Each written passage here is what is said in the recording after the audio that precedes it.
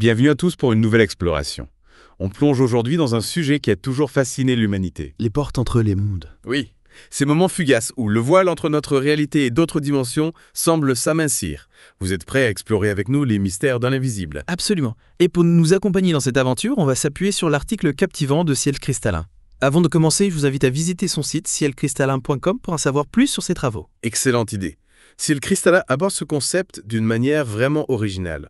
Au lieu de simplement lister les endroits et les moments où le voile s'affine, elle explore les mécanismes énergétiques en jeu. Elle utilise la métaphore du voile comme une membrane vibrante sensible aux fluctuations d'énergie d'univers. C'est assez fascinant, non? Absolument. Ciel Cristallin souligne que ce voile n'est pas statique. Il est en constante interaction avec les énergies cosmiques, telluriques et même humaines. Et c'est là que ça devient vraiment intéressant. Nos actions, nos intentions, nos pratiques spirituelles peuvent influencer l'épaisseur de ce voile. D'accord, donc on ne serait pas juste passif face à ce phénomène.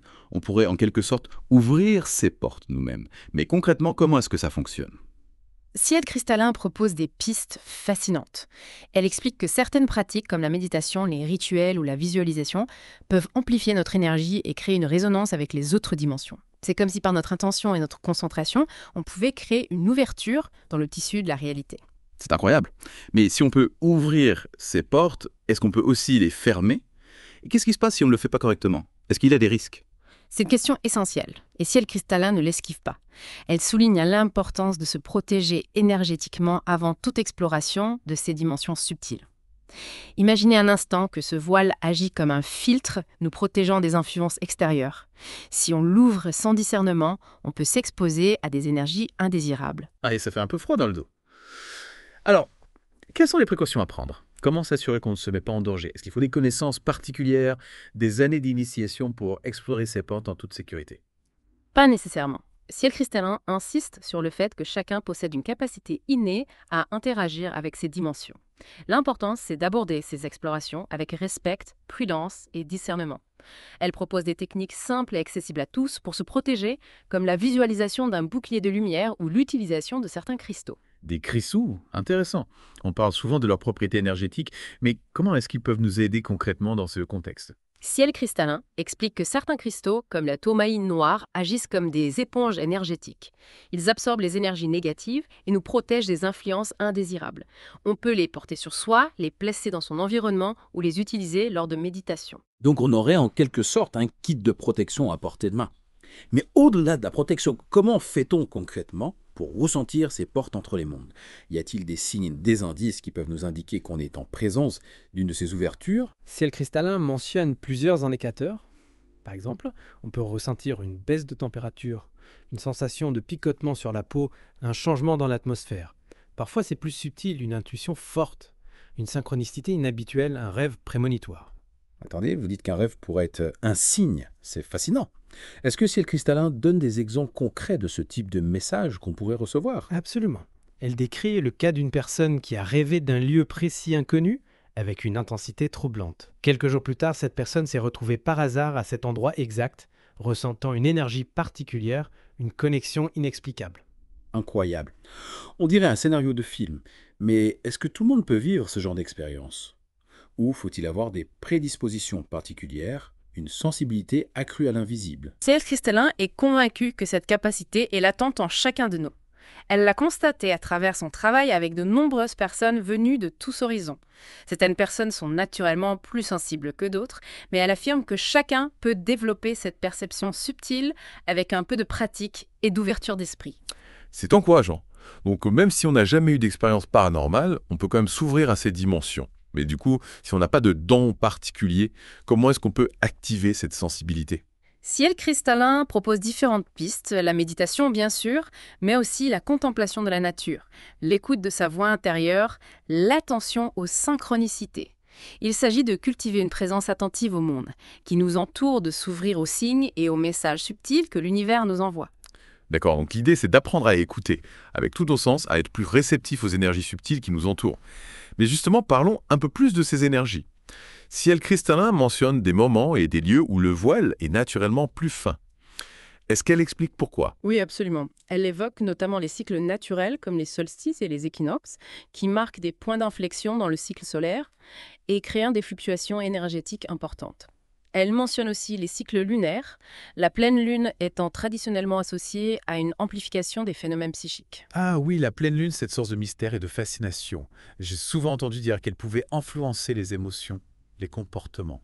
Mais comment est-ce que ça se traduit concrètement au niveau du voile? Est-ce qu'il devient plus transparent pendant la pleine lune? Ciel cristallin explique que la pleine lune agit comme un amplificateur. Elle intensifie les énergies déjà présentes, ce qui peut rendre le voile plus perméable, plus facile à traverser. C'est pour cela que beaucoup de traditions spirituelles choisissent la pleine lune pour pratiquer des rituels, des méditations ou des cérémonies de guérison. C'est vraiment intéressant.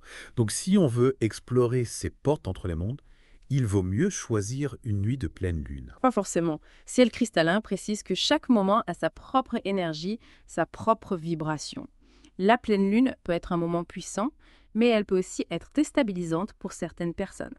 L'important, c'est de choisir le moment qui nous convient le mieux en fonction de notre sensibilité et de notre intention. D'accord, donc l'idée, c'est d'être à l'écoute de soi-même, de respecter son propre rythme et ses propres limites. Mais au-delà des cycles naturels, est-ce que Ciel cristallin mentionne des lieux spécifiques où le voile serait plus fin? Oui, elle parle notamment des sites sacrés comme Stonehenge, les pyramides d'Égypte ou Machu Picchu. Ce sont des lieux chargés d'histoire, de spiritualité, d'énergie. Oui, on imagine aisément que le voile y soit plus fin. Mais pourquoi? Est-ce simplement dû à l'histoire de ces lieux, aux rituels qui ont été pratiqués, ou est-ce qu'il y a une explication plus scientifique? Ciel cristallin propose une explication fascinante. Elle évoque les ley lines, ces lignes d'énergie tellurique qui parcourent la Terre reliant des sites sacrés entre eux. Ces lignes seraient des canaux d'énergie subtils, et les points de croisement de ces lignes seraient des zones où le voile est particulièrement fin. Les ley lines, c'est la première fois que j'entends parler de ça. Est-ce qu'elle explique comment ces lignes ont été découvertes, comment on peut les détecter? Ciel cristallin mentionne que les ley lines ont été identifiées par des géobiologues, des radiesthésistes et d'autres chercheurs sensibles aux énergies subtiles. Elles ne sont pas visibles à l'œil nu, mais on peut les détecter avec des baguettes de sourcier, des pendules ou d'autres instruments de radiesthésie. C'est fascinant. On dirait un mélange de science et de mysticisme. Mais concrètement, comment est-ce que ces ley lines influencent le voile? Ciel cristallin explique que les ley lines agissent comme des amplificateurs d'énergie. Elles concentrent et canalisent l'énergie tellurique, créant des points d'intensité énergétique particulières. Ces points seraient des portes potentielles vers d'autres dimensions des lieux où le voile est naturellement plus fin. C'est incroyable. On se croirait dans un roman de fantasy. Mais du coup, si on se trouve sur un de ces points d'intersection des ley lines, est-ce qu'on peut traverser le voile sans effort? Pas si simple. Ciel cristallin précise que la présence d'une ley line ne garantit pas un passage facile vers d'autres dimensions. Il faut toujours une intention claire, une préparation adéquate et une protection énergétique solide pour explorer ces portes en toute sécurité. D'accord, donc même si le voile est plus fin à certains endroits, il faut quand même travailler pour le traverser, pour se connecter à ces autres dimensions. Mais justement, parlons un peu plus de ces dimensions. De quoi parle-t-on exactement? S'agit-il d'autres plans de conscience d'univers parallèles? Ciel cristallin reste prudente sur ce point. Elle explique que nos conceptions linéaires du temps et de l'espace ne sont pas forcément applicables à ces autres dimensions. Il pourrait s'agir de plans de conscience subtils, de réalités vibratoires différentes de mondes spirituels. Donc on est en plein mystère. Mais est-ce que Ciel cristallin donne des indices sur ce qu'on peut trouver de l'autre côté du voile? Y a-t-il des témoignages, des récits d'exploration de ces autres dimensions? Elle mentionne des expériences de voyage astral, de trans chamaniques, de communication avec des guides spirituels. Waouh, ça devient vraiment mystique. Le voyage astral, la transe amanique. On s'imagine des chamans battant le tambour des âmes s'envolant vers de deux plans. Mais est-ce que ce sont des expériences accessibles à tous? Ou faut-il être un initié, un expert en ésotérisme? Ciel cristallin nuance ce point. Elle explique que ces expériences peuvent être spontanées, accidentelles ou provoquées par des pratiques spécifiques. Certaines personnes sont naturellement plus douées que d'autres pour voyager dans ces dimensions, mais elle affirme que chacun peut développer cette capacité avec de la pratique et de la persévérance.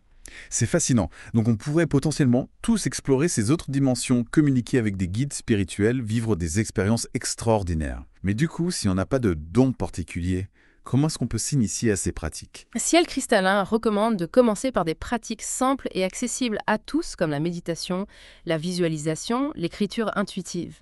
L'important est de s'ouvrir à l'invisible, d'écouter sa voix intérieure, de se connecter à sa propre spiritualité. C'est une belle invitation à l'exploration intérieure. Mais avant de nous aventurer plus loin dans ces dimensions, il me semble important de parler des risques potentiels. On a évoqué la protection énergétique, mais est-ce qu'il y a d'autres dangers dont il faut être conscient. Ciel Cristallin mentionne notamment le risque de perdre son ancrage, de se sentir déconnecté de la réalité physique. Elle insiste sur l'importance de rester bien ancré pendant et après toute exploration de ces dimensions. Ah oui, on imagine bien le risque de se perdre dans ces autres dimensions, de ne plus retrouver son chemin vers le monde matériel. Mais concrètement, comment est-ce qu'on peut perdre son ancrage? Et comment est-ce qu'on peut le retrouver? Ciel Cristallin explique que la perte d'ancrage peut se manifester par des symptômes variés, vertiges, nausées, confusion mentale, sentiment de dissociation. Pour éviter cela, elle recommande de pratiquer des exercices d'ancrage avant et après chaque exploration, marcher pieds nus dans l'herbe, prendre une douche froide, manger un repas nourrissant. Des choses simples, concrètes pour se ramener à la réalité.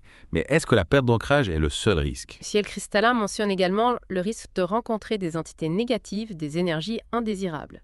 Et ça fait un peu peur. Est-ce qu'il faut s'imaginer des créatures maléfiques surgissant des ténèbres? Pas forcément. Il s'agit plutôt d'énergies désagréables, perturbatrices, qui peuvent nous influencer négativement si on n'est pas vigilant. Donc il faut être prudent, se protéger. Mais comment est-ce qu'on peut reconnaître ces entités négatives? Et comment est-ce qu'on peut se protéger d'elles? Ciel Cristallin explique que les entités négatives se manifestent souvent par des sensations de malaise, de peur, d'oppression. Elles cherchent à nous déstabiliser, à nous manipuler, à nous priver de notre énergie.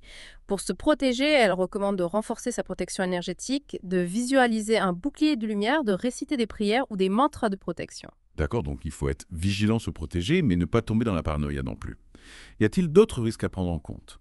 Ciel Cristallin souligne l'importance de l'intention. Elle explique que l'intention que nous mettons dans nos explorations influence grandement ce que nous allons y trouver. Si on explore ces portes entre les mondes avec une intention pure positive, on minimise les risques et on maximise les bénéfices. Donc si on est guidé par la lumière, par l'amour, par le désir de grandir et d'évoluer, on attire à nous des énergies positives et bienveillantes. Exactement. Et inversement, si on est motivé par la peur, la curiosité malsaine ou le désir de pouvoir, on risque d'attirer des énergies négatives et de se mettre en danger. C'est des informations importantes à retenir. Mais du coup, si on explore ces portes entre les mondes avec une intention pure, quels sont les bénéfices potentiels? Qu'est-ce qu'on peut espérer y trouver?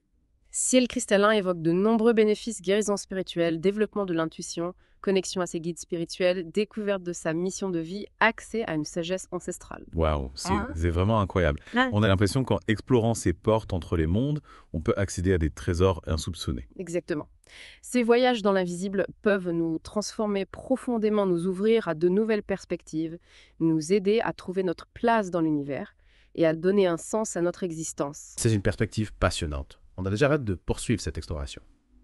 Mais avant de passer à la deuxième partie, on va prendre une petite pause pour vous permettre de digérer toutes ces informations.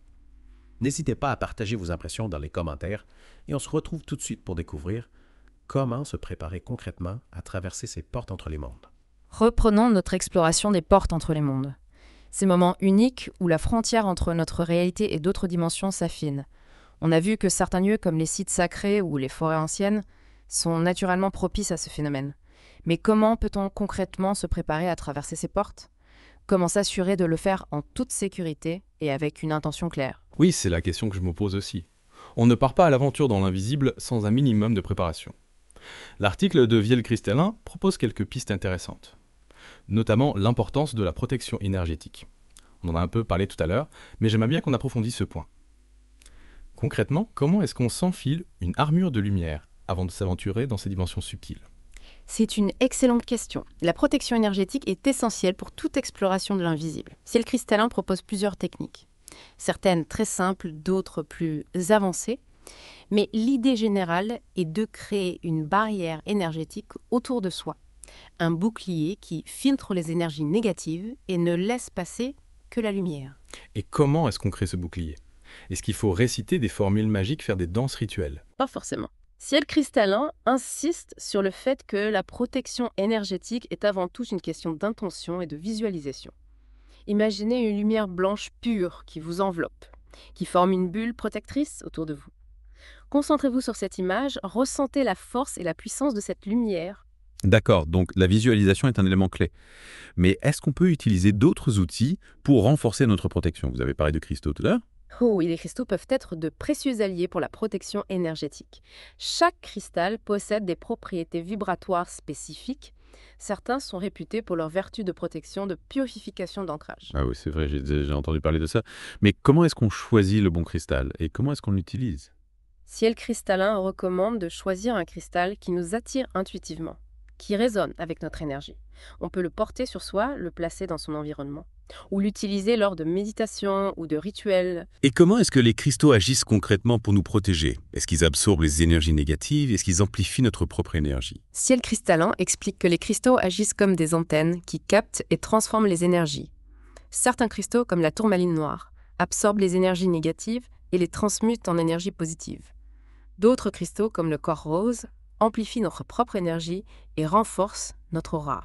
Donc, on peut choisir le cristal qui correspond le mieux à nos besoins, en fonction du type de protection qu'on recherche. C'est vraiment fascinant. Mais au-delà des cristaux, est-ce qu'il y a d'autres outils ou techniques qu'on peut utiliser pour se protéger? Oui, bien sûr.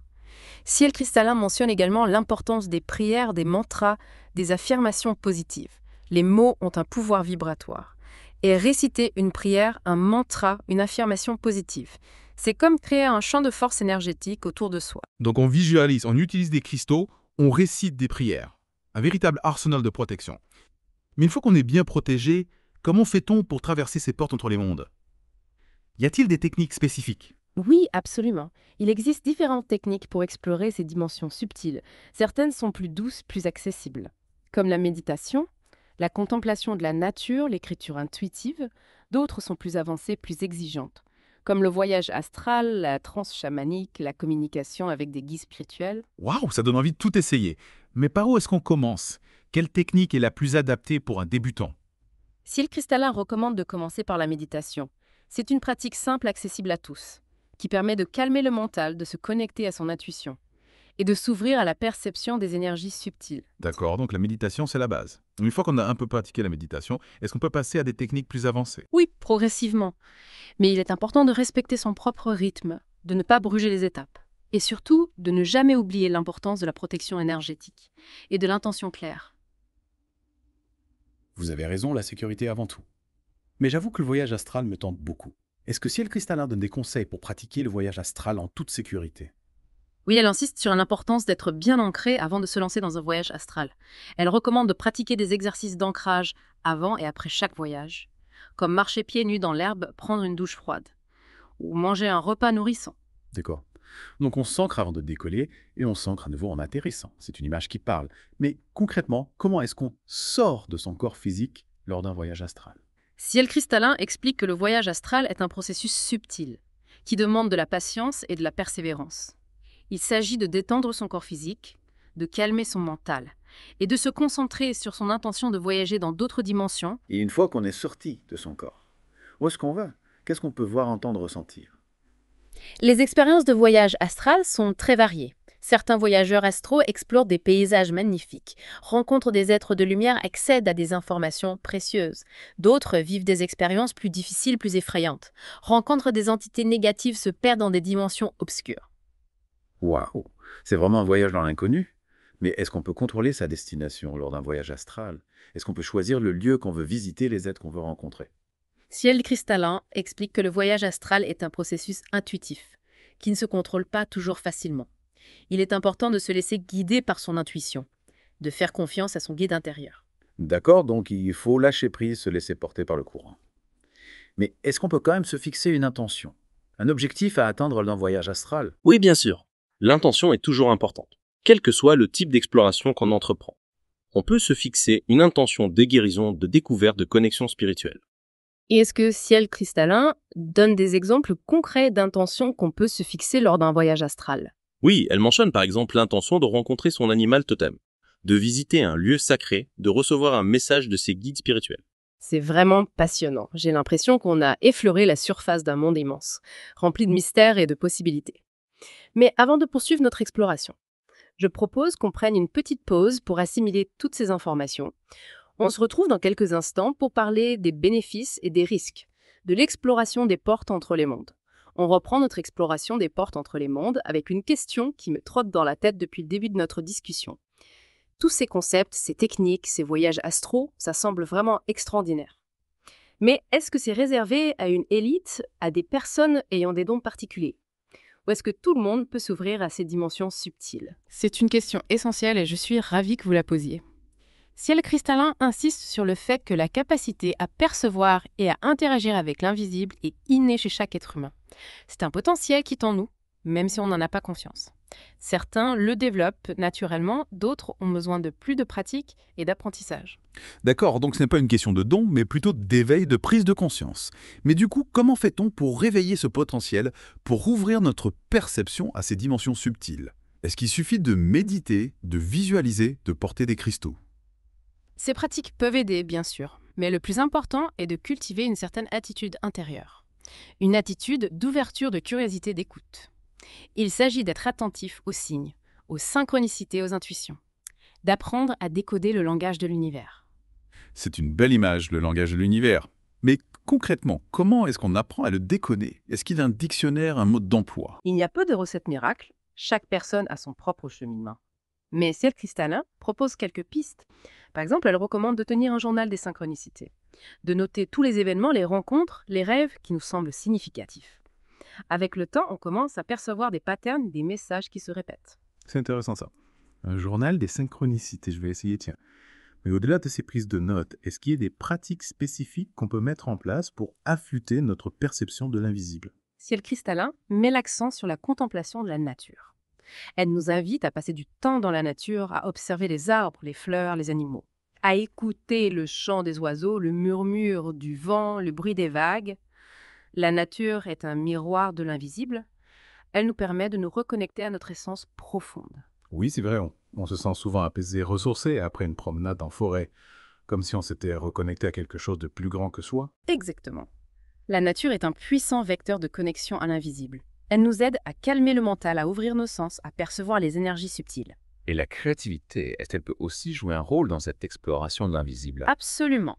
La création artistique sous toutes ses formes est un canal privilégié pour se connecter à l'inspiration, à l'intuition.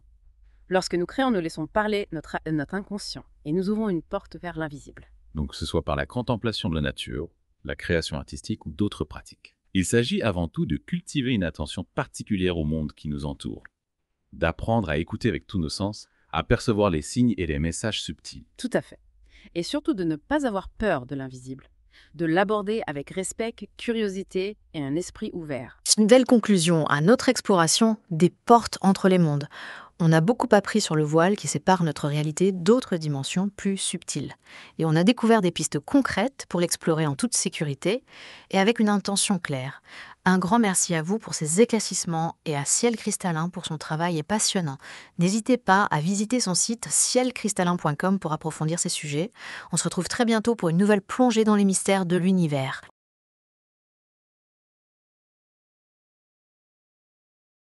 Si vous avez aimé, abonnez-vous à la chaîne et n'oubliez pas de cliquer sur la cloche pour ne rater aucune notification. Vous pouvez également nous suivre sur Facebook et X pour plus de contenu exclusif. Et pour aller encore plus loin dans votre voyage spirituel, visitez cielcristallin.com, où vous trouverez des articles, des guides et bien plus encore pour nourrir votre chemin intérieur. À très bientôt chez les éclaireurs.